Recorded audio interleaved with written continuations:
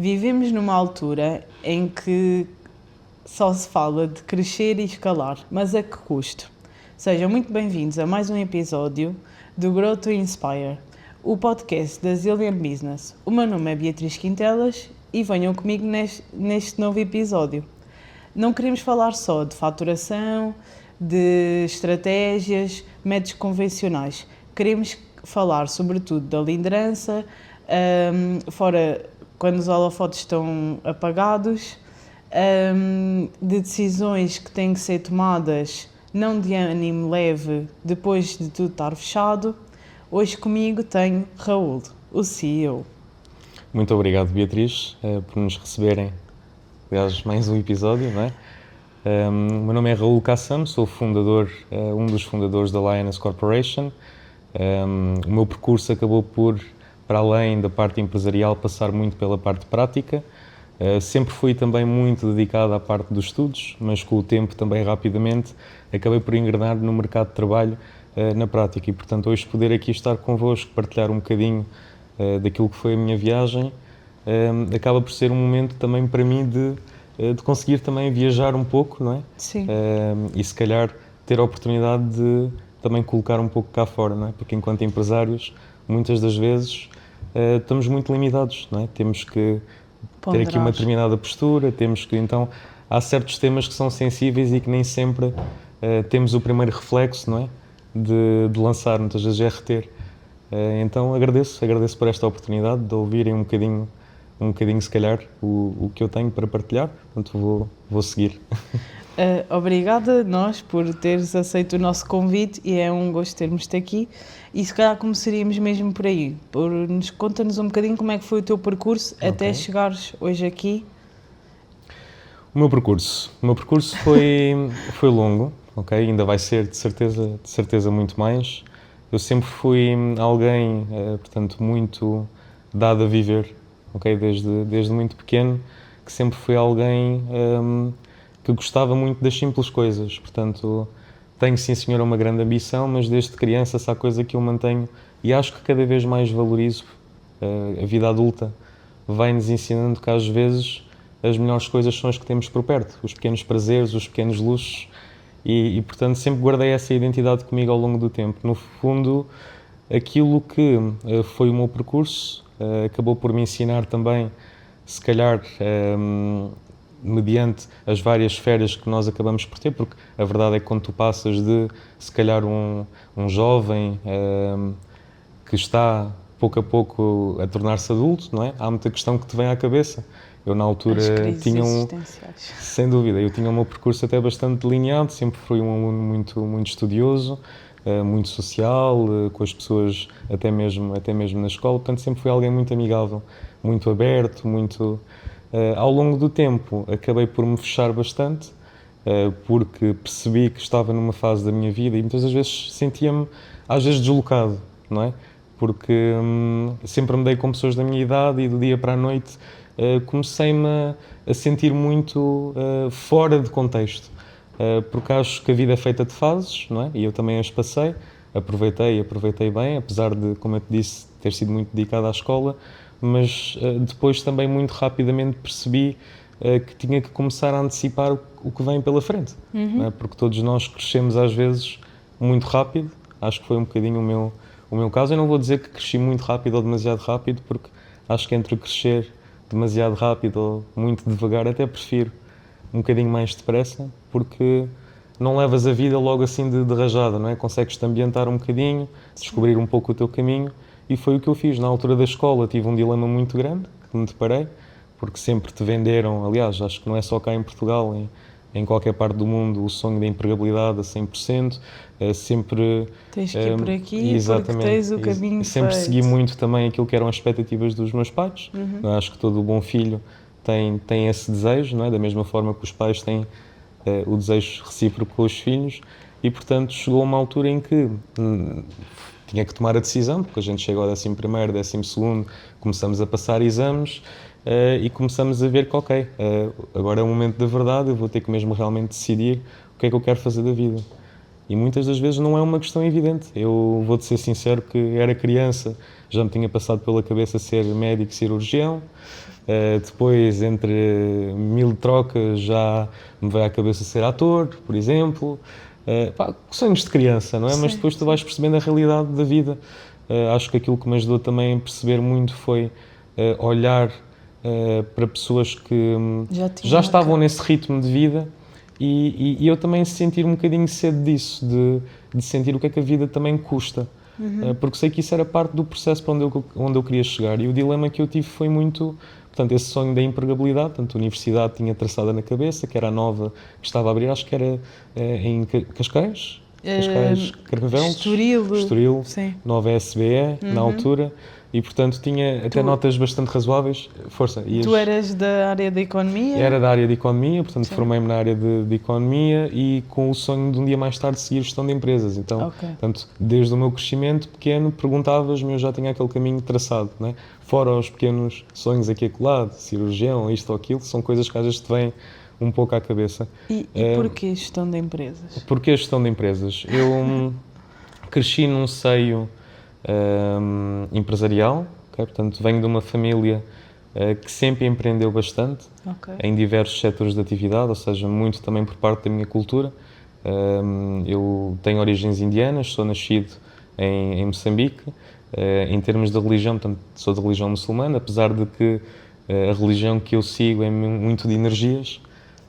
Acho que, se tu fores a ver bem, todas as religiões vão dar um bocadinho ao mesmo, não é? Porque elas ensinam, acredito eu, o bem.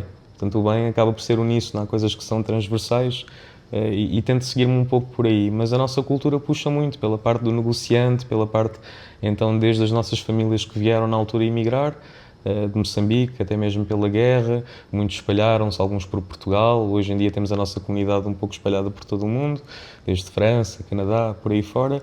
E pronto, e depois cada família vai criando, pronto, os seus pequenos negócios. Já tivemos desde, por exemplo, negócios desde a parte mobiliário, portanto, venda de móveis na altura, já se trabalhou também na parte de transportes, a hotelaria também, eu cresci num seio também da hotelaria e, portanto, quando tu maturas um pouco a ver isto tudo a passar-se à tua volta, acabas por também, pouco a pouco, ir... Ficas com aquela ambição ficas com aquela ambição.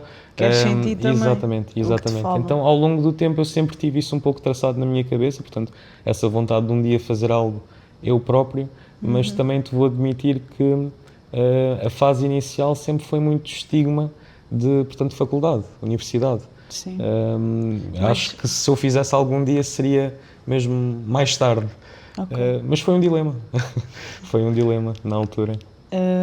Porquê que achas que a educação era tão enraizada na tua família?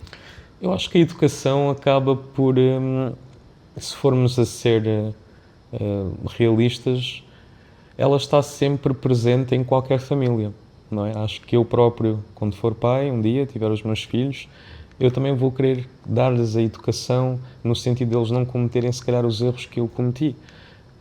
E eu também, apesar de ser alguém bastante jovem, tenho uma mentalidade muito aberta, não sou pessoa de julgar de todo, gosto muito de aprender com as diferenças, mas há muita coisa que eu também tento manter presente dos tempos antigos, vamos dizer. Portanto, em termos de princípios e valores, porque acho que quando tudo também se torna muito subjetivo, é complicado. E eu acho que a educação é um pouco isso, é conseguirmos, às vezes, aceitar que é uma questão de respeito, não é? E o respeito não é algo, na minha opinião, subjetivo. É algo muito objetivo, não é? A educação, um bom dia, uma boa tarde, o teres um sentimento puro que vem por trás da tua interação, e teres modos, não é? Eu acho que isto é muito importante Sim, em concordo. tudo. Então acho que a educação sempre teve um papel muito importante. Eu sempre fui muito acompanhado também pela parte materna, portanto pela minha mãe, é alguém com quem eu vejo também com um grande exemplo, grandes olhos. Acho que tanto o pai como a mãe, nós temos sempre a olhar para um para o outro e há coisas sempre a aprender.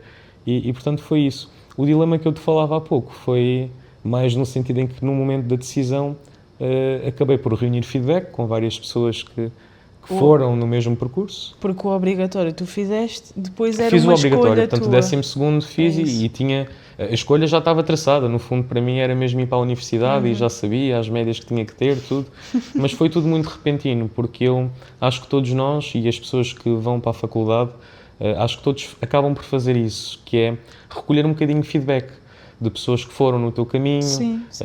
que seguiram aquilo que tu estás a querer seguir, para te assegurares um bocadinho. Às vezes é um pouco isso, porque tu não tens a certeza do que é que te espera. E é bom explorar e também ir atrás. Só que a realidade foi um bocadinho, portanto, oposta àquilo que eu me esperava. Ou seja, eu esperava que ao consultar essas pessoas me fosse assegurar perante a decisão que eu estava a tomar, que para mim já era mais do que chapa 5, era para seguir. Os meus pais também é normal, qualquer pai tem essa expectativa, não é? Na cabeça. É bom, acho que isto não tem um mau íntimo por parte dos pais, mas cada um acaba por ter o seu caminho. E na altura acabei por ver que o feedback, não só de uma, duas ou três pessoas, mas pessoas muito próximas, amigos, conhecidos, passavam todas um bocadinho pelo mesmo, que é pessoas que realmente foram e tiveram experiências fantásticas, internships. Eu digo-te uma coisa, Beatriz, eu admiro bastante as pessoas que vão para a faculdade. Eu acho que hoje o grau de exigência é tão grande que alguém que realmente passa por aquilo e sai de lá com... Estavas a falar da parte da faculdade, que decidiste não... Assim, não foi propriamente, ou seja, aquilo foi uma decisão que na altura... Foi ponderada. Foi ponderada, é porque eu não tinha como... Porque se eu tivesse a tomar uma decisão contrária àquela, depois do tipo de feedback que eu tive, eu acho que teria-me a mandar um bocadinho para um precipício. Foi isso que eu senti na altura. Que foi aquilo que para mim era uma decisão que sempre foi a mais segura de sempre, desde pequeno, portanto tinha aquilo projetado, e que do dia para a noite, depois de reunir estes feedbacks, até no fundo para me assegurar um pouco de onde é que eu estou a caminhar, mas começo a perceber que a realidade é que essas pessoas passaram de facto experiências extraordinárias, mas depois chegam ao país e o sonho do 100%, 99% de empregabilidade não existe, simplesmente. Ou seja, são pessoas que deram de tudo. Ainda há pouco estava-te a dar o exemplo, portanto, pessoas que se endividaram, foram para fora, que hoje em dia não é barato tu teres uma educação considerável. Acho que estávamos ainda no outro dia a trocar impressões, que era relativamente aos luxos, aos pequenos luxos de hoje em dia. E nós estamos numa altura que a educação já começa a ser um luxo. Sim, Há é para todos. pequenas coisas que são simples da vida, e na altura foi este o choque, é de ver essas pessoas a darem se calhar o litro que eu estava disposto a dar, e chegarem cá e estarem de braços a abanar, percebes? Com se calhar já cordas atadas, não é? Já em perspectivas de ter que criar família. Isso mexeu muito comigo ao ponto de eu dizer, olha, vou então fazer a minha faculdade da vida, é o que a gente costuma dizer, que é, meti na minha cabeça, que fiz um plano, que vou fazer o máximo de trabalhos que eu conseguia durante estes 3 anos, em vez de estar 3 anos num campus ou num...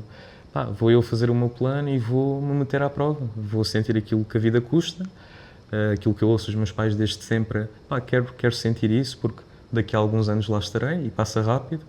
E pronto, e rapidamente tanto fiz um pouco tudo, já trabalhei desde a área, por exemplo, eu comecei pequeno, com 14, 15 anos, eu ia porta a porta vender bolinhos, na Portela, onde eu vivia, portanto, às vezes eu via que as próprias pessoas compravam, era mais por respect, estás a ver? Viam que uma criança que está a ver, às vezes os próprios ficavam tipo, se não comprar alguma coisa, tipo, sentiam-se mal. Então foi um pouco por aí. Depois andei a trabalhar também, pouco a pouco, depois na altura da juventude, na noite, nas discotecas. Comecei como apanha-copos, depois comecei a trabalhar como RP, já fiz também a organização também de eventos na parte de discotecas, noites em que as discotecas não abriam, enquanto não tivesse tudo ali em ordem. Já trabalhei depois também na área da saúde, da restauração, telecomunicações, já fiz um pouco de tudo. E de certeza que há mais por onde experimentar, mas o meu plano foi esse. Foi, Raul, olha, durante o tempo, estes 3 anos que vão passar, não é fazer por fazer, ou por cá, quero fazer para ganhar dinheiro só, não. Claro que o meu objetivo era também poupar algum, isso era uma diferença que eu vinha muito de mim para os meus colegas, que parecia que a dia 1 de cada mês, para além de terem recebido, já tinham gasto tudo para comprar novos ténis, novos isto, eu perguntava, mas custa, tantas horas que a gente passa lá me custava-me, eu tentava mesmo poupar para conseguir, pouco a pouco juntar, e tentava uma coisa em primeiro lugar, eu acho que esse era o meu plano número 1, porque o resto nada era evidente, mas que eu queria estar presente. Ou seja, eu já estive a trabalhar no McDonald's, inclusive. Houve uma altura que estava a fazer 3 trabalhos ao mesmo tempo. Começava às 5h30, 6 da manhã a fazer o pão na padaria portuguesa, no centro comercial da Portela. Vinham às vezes colegas que estavam comigo na escola, portanto me olhavam bastante de lado, portanto não tenho problema nenhum em dizer isso, porque estávamos em fases diferentes, se calhar anos mais tarde eles já vieram a compreender o que é estar naquela posição. Mas pronto, foi o crescer um bocadinho rápido. Terminava de lá, ia para o McDonald's, comia a sopa que eles me davam de refeição da padaria a caminho, a conduzir, o Opel Astra na altura. Começava no McDonald's, eles muito rígidos, aprendi muito. Acredito que, digo-te que uma das maiores escolas que eu tive de vida foi sem dúvida o McDonald's, porque tu tens uma disciplina tão grande de trabalho e de produtividade e o cliente número 1, que as coisas lá não têm margem de erro, uma empresa já muito grande. Então, apesar de ter sido dos primeiros trabalhos, não é? Porque muitos acabam naquela idade ou para ir ao McDonald's ou fazer um trabalho de verão para ganhar um pouco de experiência, foi um pouco a minha perspectiva, mas eu fiz isto já num cúmulo, em que quando começava de manhã na padaria, depois ia para o McDonald's e terminava de lá, ainda ia para a Lefties do Colombo, portanto, trabalhar, porque meti na minha cabeça que, olha, tinha que tirar 1.800, 2.000 euros por mês na altura, que era exorbitante, e que, olha, tenho que conseguir poupar algum e aprender. Ou seja, quando estava no McDonald's ou quando estava na padaria a fazer o pão ou a lavar a louça, quantas vezes é que eu não lavei a louça no McDonald's, limpar as casas de banho, sair de xixi, tudo sujo, mas nunca tive medo de fazer, porque eu vi que, ok, eu estou a fazer isto, eu estou a desenvolver capacidades em mim que um dia eu vou precisar, não é? Isto é uma parte da autonomia que não tem preço, não tem valor. E por mais que me estejam a pagar 3, 4, 5 euros, isto vale muito mais do que isto. Então, o estar presente, enquanto se calhar os meus colegas estavam preocupados, aí, vocês têm que trabalhar, aí, a que horas é que eu saio, aí, tenho que aturar os clientes. Eu estava muito preocupado em, ok, já que cá estou... Estou-me a educar. Estou-me a educar e eu não vou ficar cá para sempre. Eu sabia que eu não ia ficar no McDonald's para sempre. Mas se eu estou lá e deram uma oportunidade, eu tenho que fazer o meu melhor. Eu sempre tive isto acho que é algo que vem contigo também, de quereres fazer as coisas com brio. Acho que é uma coisa que se perde hoje em dia. As pessoas hoje já não fazem as coisas com brio. Então eu na altura era muito isto, era o estar presente, o sorrir ao cliente, podia ter os meus problemas, podia estar cansado, não ter dormido nada, mas realmente estava lá a tentar absorver como é que fazem um hambúrguer. Ele daqui sai, ok, metemos aquele ingrediente, passa para ali, o timing é este, na caixa eu tenho que registar, o sistema é feito assim. Então isto tudo, o meu objetivo era conseguir captar para que um dia mais tarde, quando eu realmente engrenasse alguma coisa, vou dar um exemplo, hoje se eu quiser abrir um restaurante, claro que eu vou ter muitos desafios. Claro que eu vou pôr as coisas de uma forma e as coisas vão de outra. Mas depois também vem o meu faro, vem a bagagem também, não é, dos negócios, graças a Deus já é alguma, e chegar... De tudo o que falamos até agora, eu gostava que tu dissesses qual é que foi a fase de vida em que tu tiveste mais energia e se calhar menos dinheiro. Fase da minha vida em que eu tive mais energia... E menos dinheiro. E menos dinheiro. Olha, é uma pergunta um bocadinho controversa, ok? Pelo menos vou-te dar a minha visão acerca do assunto.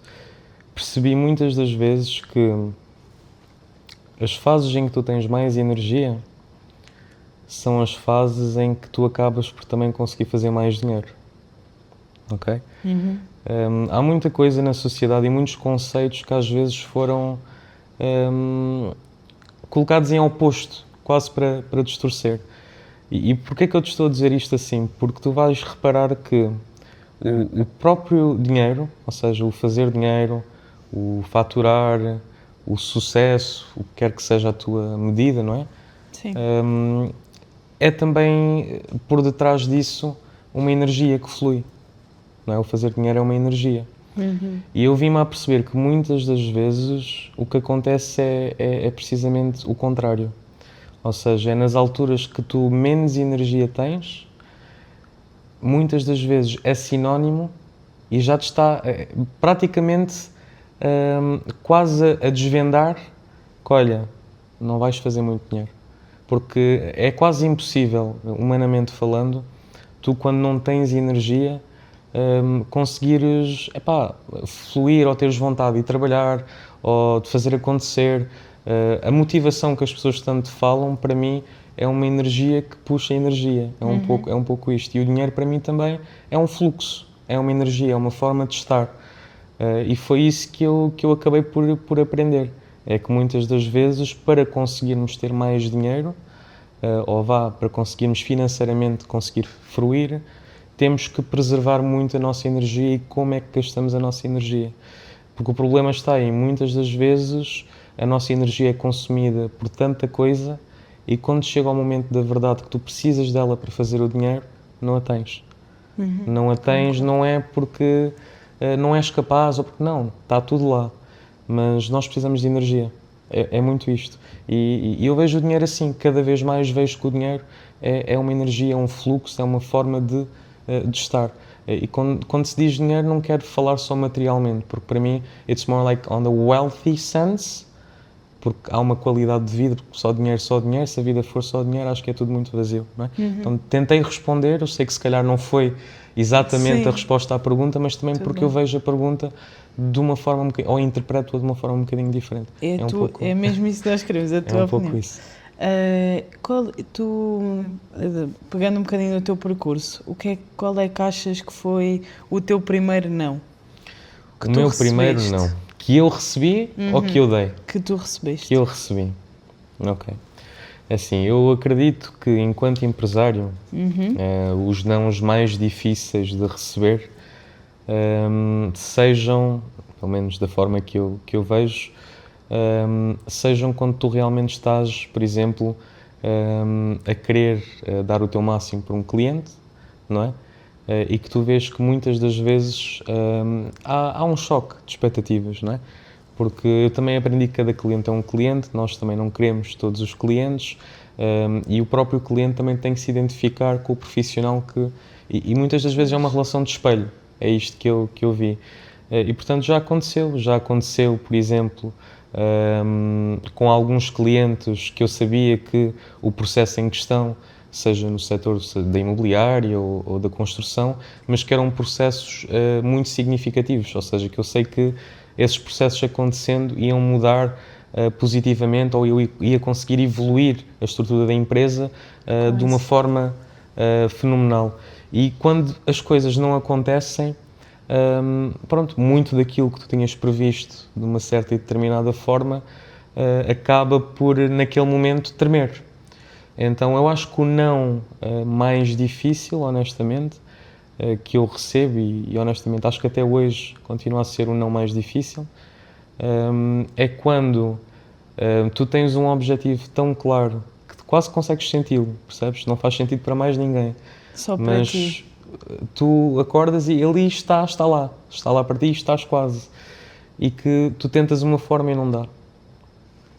Tentas outra e não dá. Tentas mais uma e não dá. Eu acho que esse é o não mais difícil. É aquele não que te faz pensar que, olha, será que é agora que eu tenho que desistir do objetivo? Ou continuo a tentar encontrar formas de fazer isto acontecer? Para ir ao sim. Yeah. Exatamente. Eu aprendi que isso, pelo menos para mim, foi sempre o mais difícil, porque eu nunca estive disposto a negociar onde eu vou. Portanto, eu tenho esse objetivo de vida e, portanto, vou lá chegar. Não vou dizer a todo o custo, não é? Porque há moralidades, há princípios e valores e não quero viver uma vida vazia, quero estar de consciência tranquila, mas é muito isso, é o não, que às vezes é a linha que separa entre tu chegares àquilo que sempre ambicionaste ou às vezes tomares a saída mais fácil, não é? É um pouco isso. Tu és uma pessoa muito de valores, energia, atitudes. O que é que significa trabalhar contigo? O que é que significa trabalhar comigo? Isto é uma pergunta difícil, não é? Porque muitas das vezes, às vezes quem está de fora vê melhor do que nós, mas se eu tiver que fazer aqui uma pequena análise, acredito que as principais características para eu conseguir colaborar saudavelmente com alguém e com uma perspectiva de futuro é, número um, a confiança. Quando eu digo a confiança, não é só no sentido Disney, you got my back, I got yours. Claro que sim, não é? Também. É importante. Mas digo a confiança no sentido de integridade. Ok? Porque é fácil nós confiarmos nas pessoas quando as coisas estão a correr bem, não é? Ou minimamente os checkpoints estão aqui com o certinho. Mas acho que os verdadeiros níveis de integridade, e quando tu vês que aquela confiança não é uma confiança só a dar, a parecer bem, mas é realmente uma confiança digna de honra, não é? De valores e princípios, que acho que é isso que distingue os valores e princípios, é ser transcendente. Os valores e princípios são coisas que, independentemente da tua fase de vida, da tua situação, teres mais dinheiro, menos, vão ser os mesmos. Sim. Vão ser os mesmos. E, portanto, venho a pegar depois aqui noutra palavra que tu disseste, que é a energia. E, portanto, esta frequência de integridade, esta frequência de confiança, eu acho que acaba por ser, para mim, a maior análise ao critério, não é? Eu ver que aquela pessoa com quem eu estou a trabalhar, seja no bom ou no mau, eu consigo contar com o mesmo nível de integridade. Número 2, gosto bastante de trabalhar e acho que para mim é um não se isso não estiver nos parâmetros, que é a humildade. A humildade, e vou arranjar um sinónimo e vou dizer consciência. Bom senso. As pessoas estão muito preocupadas hoje em dia, vivemos uma vida comercial quase. Há de reparar que a sociedade criou, às vezes já não é só a Beatriz ou o Raul, ou o que é que vem por trás, o que é que fazes, o que é que... Então isto Sim. Às vezes torna-se muito, muito difícil.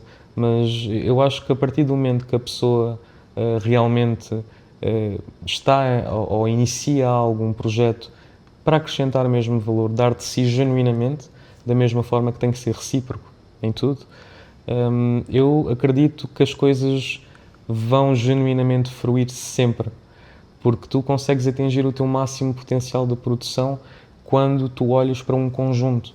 Uma empresa, eu, apesar de hoje estar com vários projetos, fazer parte de várias empresas, eu não me vejo como o único. Muito pelo contrário. Eu vejo-me completo pela equipa que eu tenho e pelas pessoas que eu tenho.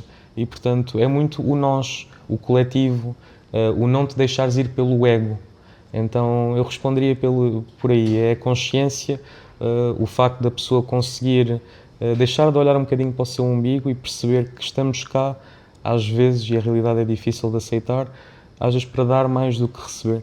E se já estamos a dar a alguém à espera de receber, as coisas não vão fluir. A gente tem que dar genuinamente, tal como voltaríamos a dar 1000 vezes novamente.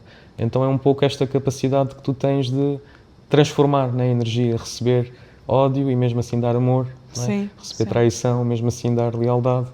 Sempre me guiei muito por isso. Portanto, falei-te em confiança, falei-te em integridade, não é? Falei também aqui na questão da energia, da consciência. O ego para mim é um no list, red flag.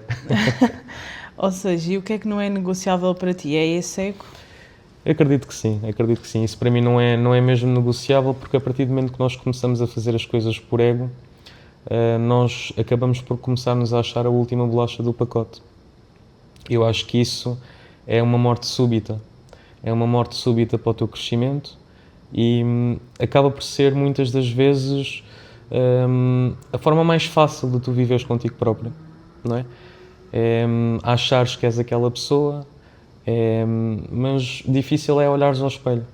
É olhares ao espelho, é seres humilde para com as pessoas que também estão à tua volta e reconheceres que tens coisas a melhorar, tens coisas que tu sabes que perfeitamente, dando ali um toque ao outro, vais conseguir progredir, vais conseguir ser melhor. E para mim isto só acontece quando tu tens uma frequência de consciência elevada, porque tu repara que vai um bocadinho um com o outro.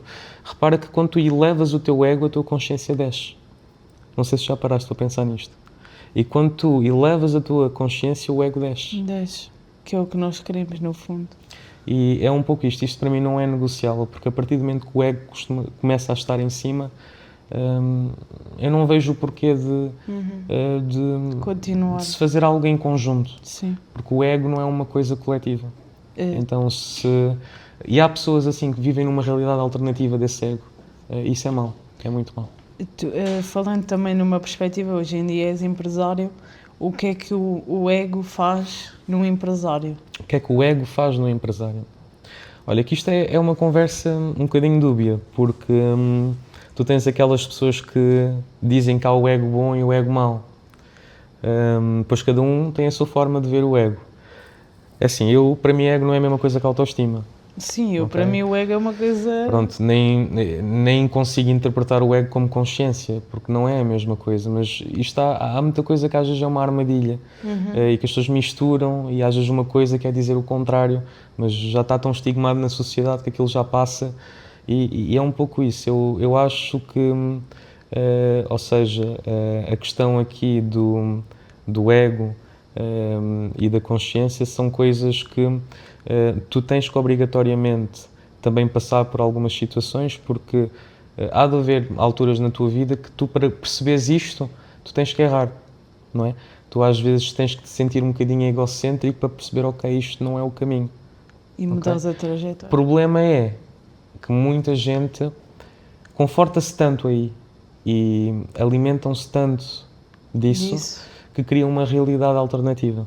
E isto acontece muitas das vezes, que elas vivem nessa realidade alternativa, acreditam nas próprias mentiras e, se for preciso, fazem-nos a nós acreditar também naquilo. Pá, e aqui já começas a andar já começa a ser um ciclo vicioso, já começa a ser, ou seja, uma frequência, na minha opinião, muito baixa para conseguires ter sucesso. Ou talvez ilusoriamente, mas rapidamente vem atrás e morde, percebes? É um pouco isso. Não sei se respondi. Respondiste, sim.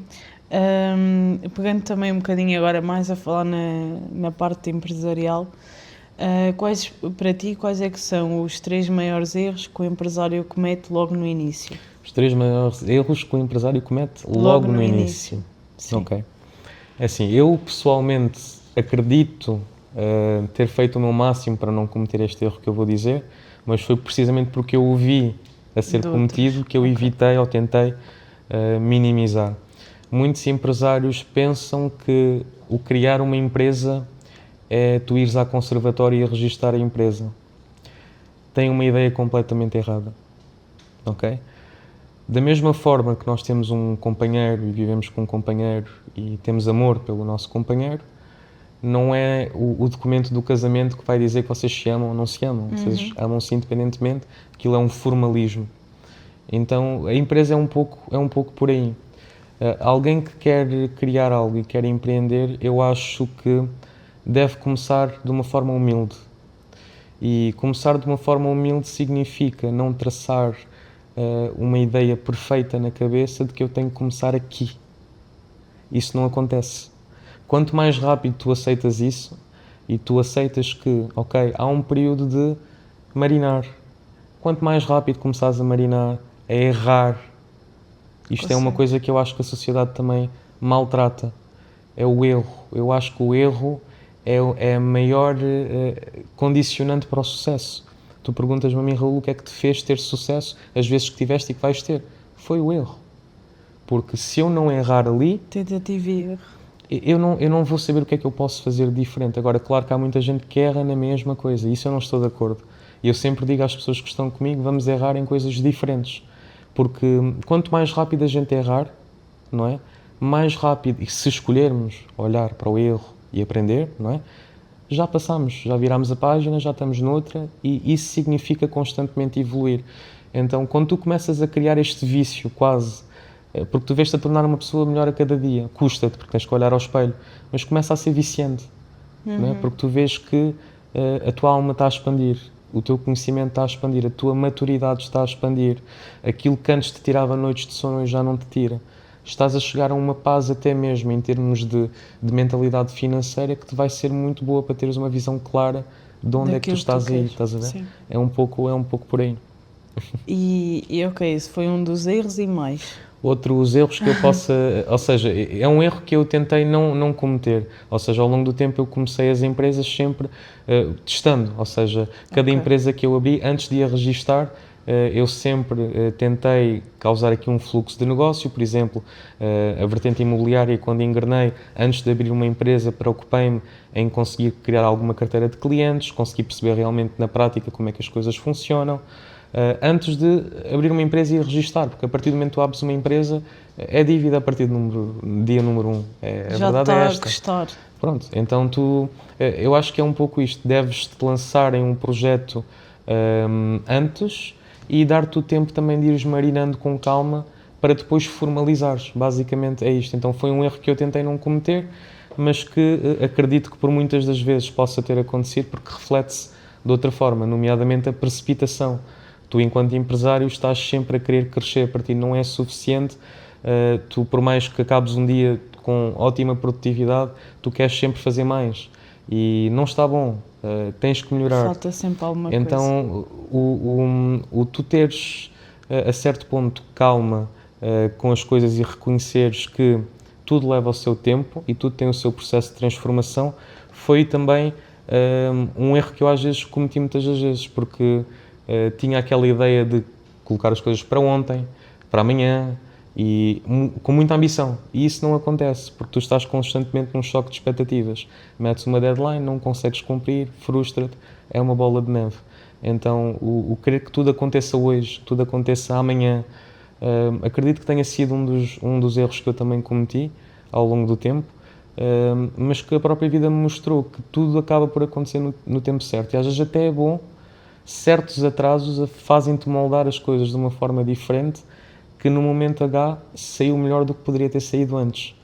Então é um pouco isto, é o respeitar também a linha de tempo, não é? Das coisas, e tudo tem um processo. É um caráter que tu vais desenvolvendo, é um pouco isto.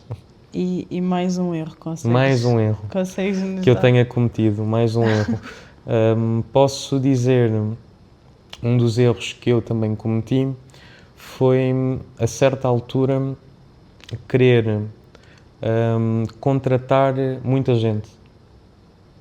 Porque tu, enquanto empresário, também sentes que a tua empresa só vai chegar a um determinado patamar quando tu consegues ter uma estrutura de pessoas que não só acreditam, também estão contigo, mas que, ok, tu já estás a começar a operar de uma forma autónoma, não é? Hoje já temos o AI, temos isso tudo, não é? Mas se formos a contar puramente com o ser humano, para ser uma empresa notória, não é?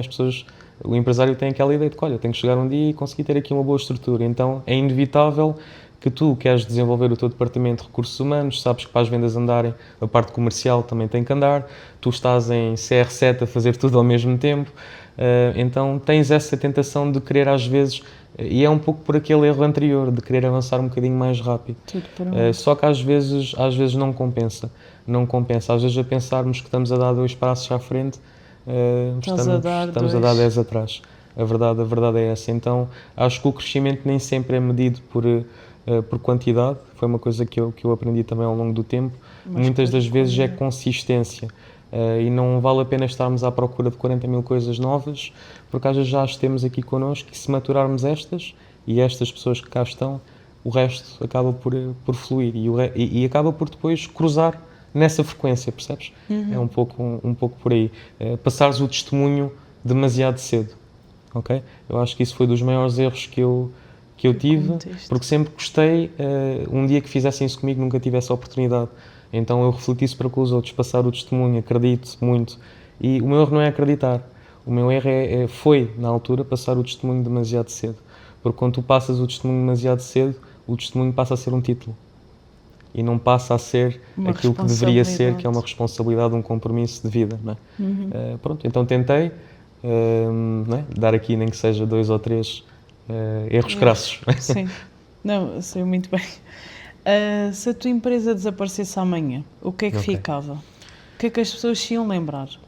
Eu acredito que se a Lioness do dia para a noite deixasse de existir, o que tenho a certeza que não vai acontecer, porque vou fazer de tudo para isso, seria o impacto em termos de crescimento, as experiências que passaram. Acredito que temos aqui um ambiente de uma vida. Eu falo por mim, eu estou a ter a oportunidade, e eu dou muito valor a isso, de conhecer e desenvolver relações, porque mais do que ter só amizades, quando tu tens a oportunidade de ter essas amizades, ter essa energia e mesmo assim construir um futuro em conjunto nisso tudo, para mim é uma bênção, percebes? E eu conseguir, nem que seja, eu não quero que as pessoas se lembrem propriamente do meu nome, mas do contributo e das vidas que se calhar o projeto tocou, por meros momentos, uma troca de impressões, um conselho, fazer ver as coisas de uma outra forma, um riso, mas que no momento mudou o percurso de vida da pessoa. Que eu acredito genuinamente que nós todos temos uma capacidade em nós, uns mais natos para uma coisa, uns mais natos para outra.